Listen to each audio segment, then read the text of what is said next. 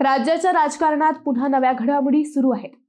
एकीकडे महानगरपालिका निवडणुकांची आचारसंहिता सुरू असताना राज्याच्या राजकारणात एका मंत्र्याच्या राजीनाम्याने खळबळ उडाली आहे। क्रीडा मंत्री माणिकराव कोकाटे यांनी उपमुख्यमंत्री अजित पवार यांच्याकडे आपल्या मंत्रिपदाचा राजीनामा दिला। मुख्यमंत्री देवेंद्र फडणवीस यांनी राज्यपालांकडे हा राजीनामा घेण्याची विनंती केल्यावर हे घडले। मंत्री कोकाटे यांचा राजीनामा सध्या राज्यपालांकडे मंजुरीसाठी आहे। सदनिका घोटाळा कोकाटे यांच्या अंगावर आला, त्यांना राजीनामा देण्याची वेळ आली। या चर्चेत अजून एक चर्चा सुरू झाली, ती म्हणजे रिक्त झालेल्या मंत्रिपदावरील वर्णीची। कोकाटे व मुंडे ही दोन मंत्रिपदे सध्या रिक्त आहेत। त्यापैकी एका मंत्रिपदावर नगरचे आमदार संग्राम जगताप यांची वर्णी लागेल अशा चर्चा आहेत। संग्राम जगताप हे यावेळी नक्की मंत्री होतील याच्या 3 शक्यता व्यक्त केल्या जात आहेत। त्या 3 शक्यता कोणत्या हेच आपण या व्हिडिओतून पाहूयात। नमस्कार, मी अद्वैता आणि आपण पाहत आहात अहिल्यानगर लाईव्ह 24, नगरी राजकारणाचं परफेक्ट अनालिसिस। बनावट कागदपत्रांच्या आधारे सदनिकेचा लाभ घेण्याच्या प्रकरणात माणिकराव कोकाटे यांना कोर्टाने 2 वर्षांची शिक्षा सुनावली। कनिष्ठ न्यायालयाने सुनावलेली ही 2 वर्षाची शिक्षा सत्र न्यायालयाने कायम ठेवली। त्यानंतर कोकाटे यांना अटक वॉरंट जारी करण्यात आलं। कोकाटे हे सध्या मुंबईतील रुग्णालयात उपचार घेत आहेत, परंतु शिक्षा झालेल्या आमदाराला मंत्रिपदावर राहता येत नाही हा नियम आहे। याच नियमाच्या आधारे मुख्यमंत्री देवेंद्र फडणवीस यांनी राज्यपालांना कोकाटे यांचा राजीनामा घेण्याची विनंती केली होती। यापूर्वीही कोकाटे यांचे सदनिका घोटाळ्यात नाव आले, त्यावेळी त्यांच्या राजीनाम्याच्या चर्चा सुरू होत्या। परंतु उपमुख्यमंत्री अजित पवार यांनी फक्त मंत्रिपद बदलून कोकाटे यांना पाठीशी घातले होते। परंतु आता तसे झाले नाही। कोर्टाने शिक्षा कायम ठेवल्यावर गुरुवारी कोकाटे यांनी अजित पवारांकडे राजीनामा दिला। कोकाटे यांच्याकडे क्रीडा व युवक कल्याण ही 2 खाती होती।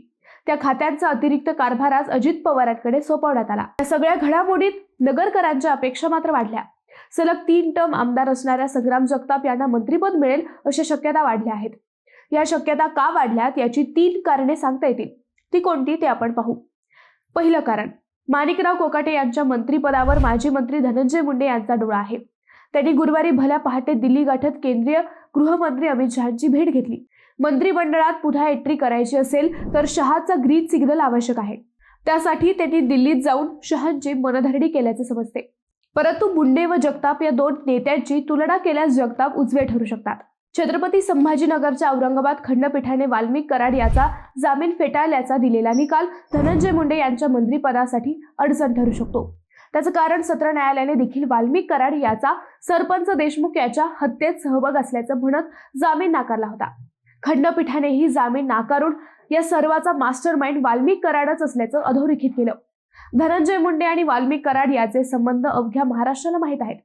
त्यामुळे धनंजय मुंडे यांनी अमित शहांची भेट घेतली असली तरी खंडपीठाचा निकाल धनंजय मुंडे यांच्या संभाव्य मंत्रिपदात अडचण निर्माण करेल अशी शक्यता अधिक आहे। दुसरं कारण म्हणजे नगर जिल्ह्याच्या राजकारणाचा विचार केला तर संग्राम जगताप हे अजित पवारांचे खंदे समर्थक समजले जातात। गेल्या 2 टर्म पासून ते आमदार आहेत, परंतु त्यांना अद्याप मंत्रिपदाची संधी मिळाली नाही। 2021 सालीही तत्कालीन गृहमंत्री अनिल देशमुख यांना पदावरून पाय उतार व्हावे लागले होते, तेव्हाही संग्राम जगताप यांचे नाव मंत्रिपदासाठी चर्चेत आले। त्यानंतर 2024 मध्ये धनंजय मुंडे यांचे मंत्रिपद काढून घेतले, तेव्हाही जगतापांचे नाव चर्चेत आले। परंतु या दोन्ही वेळेस जगतापांना डावलण्यात आले। त्यानंतर जानेवारीत शिर्डीला झालेल्या अजित पवारांच्या पक्षाच्या मेळाव्यात स्वतः अजित पवारांनी जगतापांवर मंत्रिपदाबाबत अन्याय झाल्याचे कबूल केले होते। त्यामुळे किमान आता 3ऱ्या वेळी तरी अजित पवार त्यांच्या पूर्वीच्या 2 चुका सुधारतील अशी शक्यता वाढली आहे। यावेळी संग्राम जगतापांना मंत्रिपद देऊन नगरवर झालेला अन्याय ते दूर करतील अशा शक्यता वाढल्या आहेत। तिसरं कारण म्हणजे क्षेत्रफळाने सर्वात मोठा व तब्बल 12 आमदार असलेल्या नगरला विखेंच्या रूपाने फक्त 1च मंत्रिपद मिळाले, तेही भाजपने दिले। हा नगरवर अन्यायच होत आहे। अजित पवार गटाचे 4 आमदार असताना एकालाही संधी मिळाली नव्हती। शिवाय संग्राम जगताप यांचे वय, अनुभव व वाढलेली लोकप्रियता या सर्व बाबी अजित पवारांसाठी फायद्याच्या आहेत। संग्राम जगतापांची हिंदुत्ववादी भूमिकाही मित्र पक्ष असलेल्या भाजपसाठी पूरक ठरणारी आहे।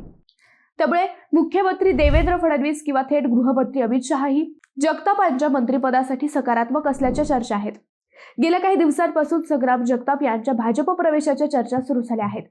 तर थांबविण्यासाठी अजित पवार संग्राम जगतापांना मंत्रिपद देतील असेही सांगितले जात आहे। खरं तर संग्राम जगतापांना आता संधी मिळाली नाही तर अजित पवार गट नगर जिल्ह्यात बॅकफुटला जाण्याची शक्यता आहे। संग्राम जगताप नाराज होऊन भविष्यात भाजपमध्ये गेले तर अजित पवारांची नगरवरील पकड नक्कीच ढिली होणार आहे। इतर 3 आमदारांनाही त्याचा फटका बसणार आहे। ही सगळी राजकीय गणिते बघता अजित पवार संग्राम जगतापांना मंत्रिपद देतील असे दिसत आहे. मित्रांनो, संग्राम जगतापांना मंत्रिपद मिळावे काय? तुमचे उत्तर आम्हाला कमेंट करून नक्की कळवा. शिवाय व्हिडिओ आवडला असेल तर चॅनलला सबस्क्राईब करून व्हिडिओला लाईक करायला विसरू नका. पुन्हा भेटू नव्या विषयावर. तोपर्यंत धन्यवाद.